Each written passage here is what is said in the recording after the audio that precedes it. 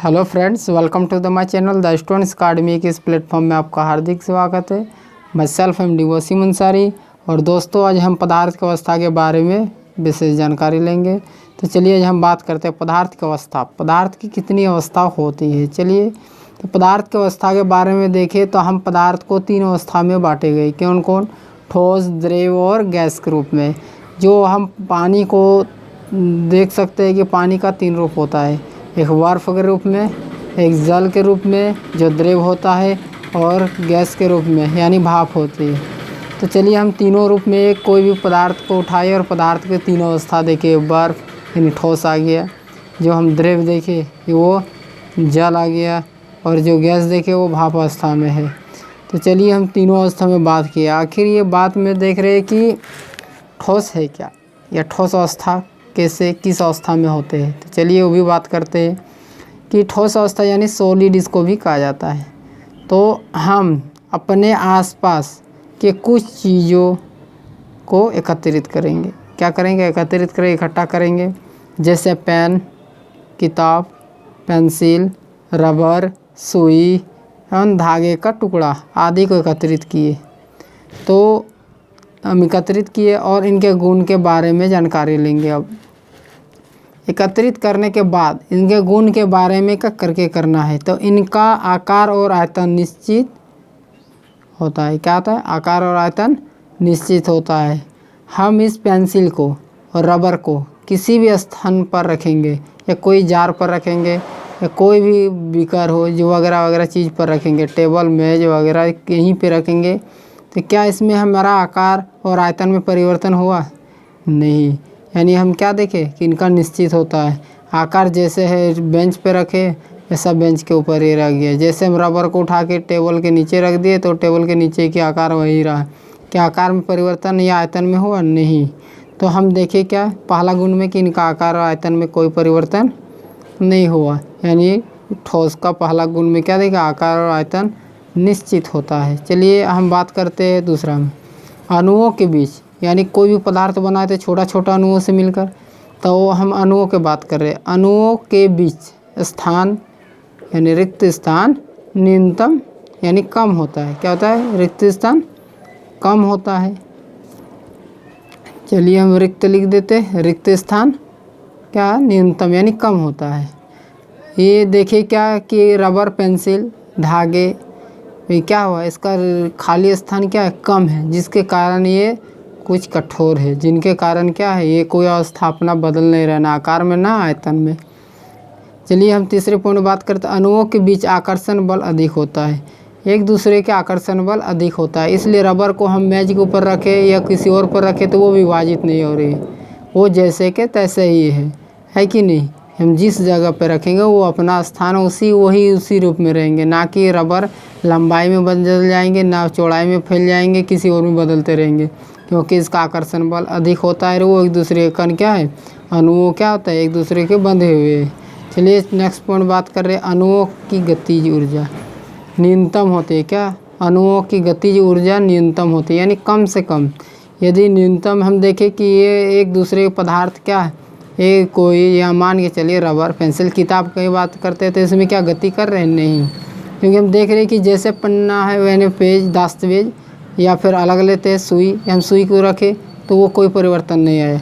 कि यह गति कर रहे हैं? नहीं। इनका कण तो क्या दो भागों में सुविभाजित हो रहा है? नहीं। तो इससे हम देखें क्या यह साबित मिलता है, ये इससे हमको क्या मिलता है? हम देखें क्या कि गति ऊर्जा इसमें न्यूनतम होती है। ये गति न करने के कारण ये ठोस अवस्था में एक ही अपना रूप बनाए बैठे हैं। चलिए अगले बात करते हैं।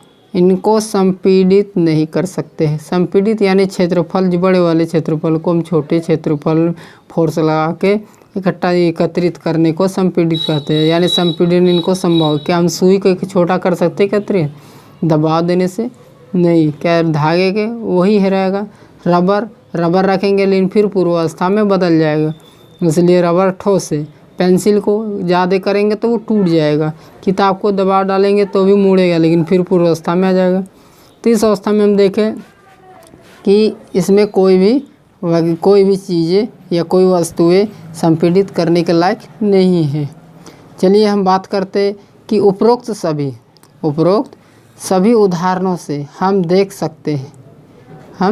सकते हैं कि इन सभी का एक निश्चित आकार है। क्या एक निश्चित आकार है, स्पष्ट सीमाएं हैं तथा स्थिर आयतन है।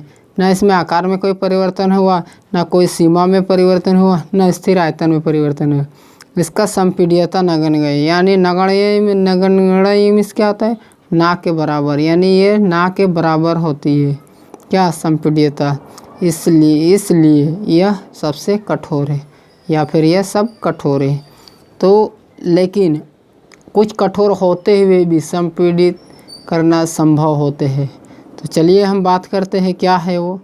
लेकिन कुछ वस्तुएं, चलिए देख रहे हैं, कुछ वस्तुएं कठोर होते हुए भी संपीड़न संभव है। जैसे स्पंज, हम केक वगैरह तो देखे होंगे, तो उनमें ही स्पंज उपस्थित होते हैं। तो स्पंज में क्या देखे, स्पंज एक ऐसा ठोस है लेकिन उसको संपीड़ित किया जा सकता है। कैसे, हम बात करते हैं कि स्पंज में बहुत छोटे छिद्र होते हैं। क्या छोटे छिद्र होते हैं, जिनमें वायु का समावेश होता है, यानी वो समा हुआ होता है। जब हम इसे दबाते हैं तो वे वायु बाहर निकलते हैं। जब हम बाहरी फोर्स लगाते हैं उस स्पंज पे, क्या होता है, बाहरी फोर्स लगाते हैं तो अंदर के वायु क्या होते हैं, बाहर आ जाते हैं, जिससे इसका संपीड़न संभव होता है। जिससे क्या, इसका संपीड़न क्या, अधिक क्षेत्र वाले को क्या कम क्षेत्रफल में हम ला सकते हैं, यानी इसका संपीड़न संभव है। यानी हम देखें कि ठोस होते हुए भी संपीड़ित किया जा सकता है। चलिए हम और अगले बात करते हैं कि इनमें से एक रबर भी उसी पदार्थ में से है कि रबर एक लचीलापन पदार्थ है। क्या लचीलापन, जो इधर उधर घुमाते तो भी नहीं टूटता है, वो लचीलापन कहा जाता है। बाहरी बल लगाने से वो मुड़ जाता है, बाहरी बल लगाने से मुड़ जाता है, लेकिन बल हटाने से अपने पूर्व अवस्था में आ जाता है। मान के चलो रबर का 2 बार घुमाए तो वो मुड़ जाएगा, लेकिन मुड़ने के बाद जैसे ही हम उसको छोड़ देंगे वो पूर्व अवस्था में आके फिर वैसे ही खड़े हो जाएंगे। तो ये हम देखें क्या, ठोस के बारे में जानकारी। अब हम चलिए बात करते हैं द्रव के बारे में, यानी लिक्विड की अवस्था के बारे में विशेष जानकारी लेंगे। इनमें से हम देख रहे हैं लिक्विड का तो फिगर दिख रहे होंगे, जिसमें हम इसके कणों की गति क्या काफ़ी अधिक थोड़ा दूरी बनाए हुए हैं इसमें, जबकि हम ठोस में देखें क्या, ठोस में देखें तो अधिक नज़दीकी में बैठे हुए। ये नज़दीकी होने के कारण ये ठोस है, और ये इसमें कुछ ज़्यादा दूरी बनाए बैठे, इसलिए द्रव अवस्था में। तो द्रव के बारे में विशेष सबसे पहले जानकारी लेंगे कि गुण से पहले कुछ खास चीज़ें उदाहरण में लेंगे कि सबसे पहले हम जल, खाना पकाने वाला तेल, दूध, जूस किसी का भी हो, अनार का हो, सेब का हो, वगैरह वगैरह चीज़ का होगा, उसके बाद आदि लेते हैं। प्रत्येक को अलग अलग जार में रखें। क्या, प्रत्येक को अलग अलग जार में रखेंगे। मान के चलो एक प्लेट है तो ग्लास है तो कोई बीकर है, मतलब डिज़ाइनिंग परिवर्तन होना चाहिए, एक तरह का सब नहीं। प्रत्येक में 100 ml दीजिए, जो भी पदार्थ दे रहे हैं प्रत्येक में 100 ml दीजिए। अब हमें क्या साबित होता है, इस प्रयोग से पता चलता है कि आयतन में कोई परिवर्तन नहीं हुआ। क्या हुआ, आयतन में परिवर्तन नहीं हुआ। हम 100 ml ही दिए तो आयतन में परिवर्तन नहीं हुआ, लेकिन आकार में परिवर्तन हो गया है। जैसे ही हम ग्लास के रूप में दिए तो ग्लास में अपना आकार उस तरह का आकार बना लिया। एक कोई प्लेट के रूप में लिए तो प्लेट के रूप में वो परिवर्तन हो गया। ये कोई भी दूसरा बर्तन लिए तो उस बर्तन के रूप में ले लिए, यानी विकर जो जिस आकार में रहेंगे वो विकर अपन परिवर्तन करते जाएंगे। तो इस अवस्था में हम बीकर को भी फिगर में देख सकते हैं कि हम देखें तो फिगर में तो ग्लास के रूप में लिए तो ग्लास के रूप में 100 ml दिए तो वो परिवर्तन हो गया। एक प्लेट के रूप में देखें तो प्लेट में भी परिवर्तन हुआ। एक प्रखनली छोटा में इस तरह लिए तो हम इसमें भी देखें तो इसमें अलग परिवर्तन आया। इस तरह अवस्था में हम देखते गए, बहुत ऐसा कंडीशन दिखे तो दिखने में सबका आकार में परिवर्तन हो गया, यानी अलग अलग परिवर्तन आया। तो हम इनके गुण के बारे में फिर विशेष जानकारी लेंगे कि इनका आकार निश्चित नहीं होता है। क्या होता है, इनका आकार निश्चित नहीं होता है, यानी अनिश्चित होता है, परंतु आयतन निश्चित होता है। परंतु इसका बाहर में कोई परिवर्तन नहीं होता है। 100 ml दिए तो 100 ml ही रहेगा, लेकिन इसका आकार धीरे धीरे बदलाव हो जाएंगे। दूसरी नंबर बात करते हैं कि अणुओं के बीच रिक्त स्थान कुछ अधिक होता है। अणु के बीच, अणु में छोटा सा कण, इस कणों को जिस तरह कण एक दूसरे के मिल के दो कई कण मिलते हैं तब जाके वो छोटा छोटा बूंद कहीं मिलते हैं तब जाके वो बड़ा सा क्या बहाव मिलता है। बहाव मिलते मिलते वो एक दरिया होते मिलते हैं। इस तरह समुद्र बहुत सारा बन जाता है जल को। तो इसी तरह हम दरिया को देखें कि छोटा सा कण है, तो कण में इनका आयतन निश्चित नहीं होता है, लेकिन इनका आकार निश्चित नहीं होता है, लेकिन आयतन निश्चित होता है। तो अणुओं के बीच रिक्त स्थान कुछ अधिक होता है। क्या देखें, अणुओं के बीच रिक्त स्थान कुछ अधिक होता है। दूसरे नंबर बात कर रहे हैं कि अणुओं के बीच आकर्षण बल द्रव्य में कम होता है। क्या होता है, अणुओं के बीच आकर्षण बल द्रव्य में कम होता है, यानी आकर्षण कम होता है। जैसे हम पानी को उठाते हाथ में तो वो उड़ जाता है। क्या हम ईंट को इस तरह उठाते हैं कि दो भागों में टूट जाता है? नहीं, क्योंकि वो अणु का आकर्षण बल क्या है, अधिक है, इसमें द्रव्य में कम होता है। चौथे पॉइंट बात कर रहे हैं क्या, कि अणुओं के बीच गतिज ऊर्जा अधिक होती है। कितना, अणुओं के बीच गतिज ऊर्जा अधिक होती है। गतिज ऊर्जा होने के कारण क्या होता है, वो अधिकतर गति करते ही रहते हैं। यानी हम द्रव्य को देखते हैं, द्रव्य पदार्थ वो हिलते डोलते ही रहते हैं।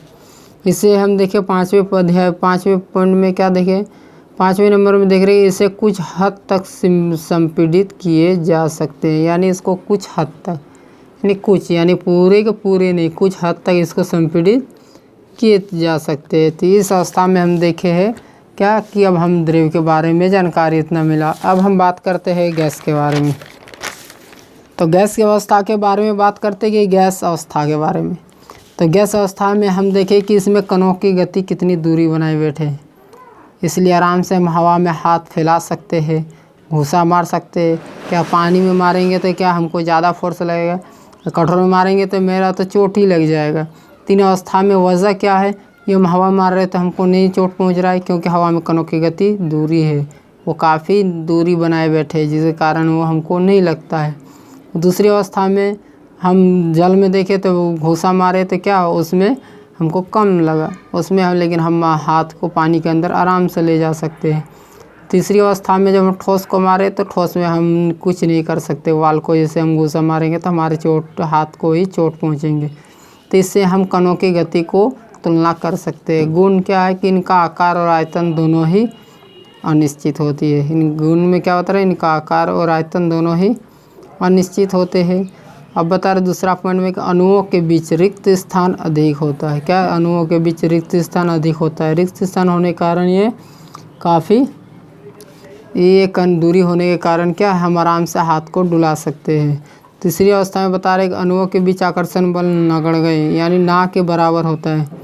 तो हम क्या देखें, अणुओं के बीच आकर्षण बल ना के बराबर होता है, यानी आकर्षण बल बहुत ही कम, इसलिए हवा का झोंका हल्के से ही वो इधर उधर हिलने डोलने लगते हैं। तो चौथे पॉइंट में बात कर रहे हैं कि अणुओं के बीच गतिज ऊर्जा अधिकतम होती है। अणुओं के बीच गतिज ऊर्जा अधिकतम होती है, यानी सबसे अधिकतम। ये जो अणुओं की गति ये हमेशा गति करते ही रहते हैं, ये स्थिर नहीं रहते हैं। 5वें पॉइंट में बताया कि ये बिल्कुल ही कठोर नहीं होते। ये क्या बता रहे, बिल्कुल ही कठोर नहीं होते, यानी हवा ये अदृश्य है। चलिए हम बात करते हैं अगले पॉइंट 6 में कि इसे आसानी से संपीड़ित किया जा सकता है, यानी इसे आसानी से संपीड़ित किया जा सकता है। तो हम इसमें देखें क्या ठोस, द्रव और गैस के रूप में हम बात किए कि तीनों अवस्था में देखो कि तीनों के कण कितने नज़दीकी बैठे, इसको संपीड़ित कर सकते हैं कि नहीं। तो वैसे बहुत सारे देखें, तो ऐसे ही वीडियो तो फिर से देखने के लिए हमारे चैनल के साथ जुड़े रहिए। और वीडियो अच्छा लगा तो लाइक कीजिएगा, ज़रूर शेयर कीजिएगा, साथ ही साथ बेल आइकन को भी ज़रूर दबाइए ताकि हमारे वीडियो का नोटिफिकेशन आप तक पहुंच सके। नेक्स्ट वीडियो में फिर मिलेंगे, तब तक के लिए धन्यवाद।